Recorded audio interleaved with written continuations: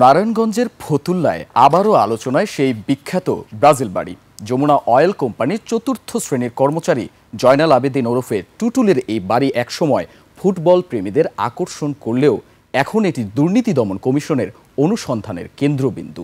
সরকারি তেল চুরি, ভুয়া হিসাব আর অবৈধ সম্পদের অভিযোগে জয়নালের বিরুদ্ধে তদন্ত শুরু করেছে দুদকসহ একাধিক সংস্থা।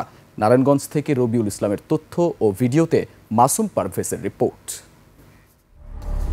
বিশ্বের সর্বাধুনিক প্রযুক্তিতে প্রস্তুতকৃত Arik silver wash detergent powder 500 গ্রাম মাত্র 70 টাকা। রিমার্ক।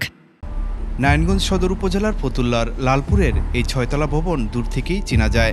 ব্রাজিলের পতাকা রঙে আঁকা দেয়াল আর গায়ে লেখা নাম ব্রাজিল বাড়ি। 2018 সালে ফুটবল বিশ্বকাপে ব্রাজিলের রাষ্ট্রদূত পর্যন্ত এসেছিলেন এই ব্রাজিল বাড়িতে, কিন্তু এবার সেই বাড়ি আলোচনায় অন্য কারণে।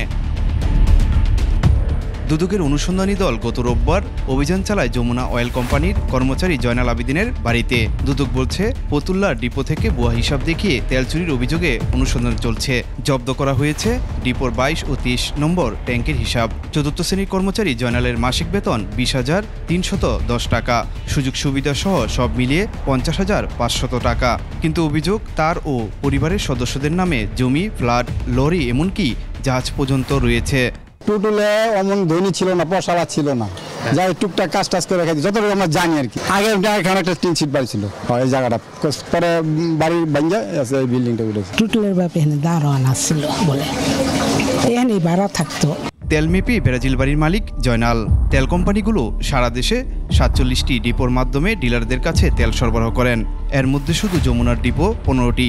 তেল কোম্পানি যমুনার নারায়ণগঞ্জের ফতুল্লা ডিপোতে দারোয়ানের চাকরি করতেন জয়নালের বাবা মোহাম্মদ রফিক। মৃত্যুর পর জয়নাল 2005 সনে ক্যান্টিন কর্মচারী হিসেবে যোগ দেন। অল্প সময় পদোন্নতি পেয়ে গেজার হন, যার কাজ তেল মাপা, আর এতেই পেয়ে যান জাদুর চেরাগ। কেজুএলের ব্যাপারে উনি ওই জায়গার থেকে এটা কার্যক্রম করে, সভাপতি হিসাবে দায়িত্বে আছে, ওই হিসাবে আর পরিচালনা। মানুষের তুলে থেকে তাল হয় ভাই, হালদার কাজ করতে পারে না ভাই।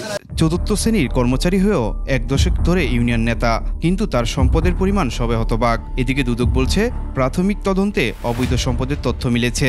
সরকারি চাকরিতে নামমাত্র পদে থেকেও শ্রমিক নেতার অডল সম্পদ তেল কোম্পানির ভিতরের বড় চক্রের ইঙ্গিত দিচ্ছে। মাসুম পারভেজ, 21 টেলিভিশন।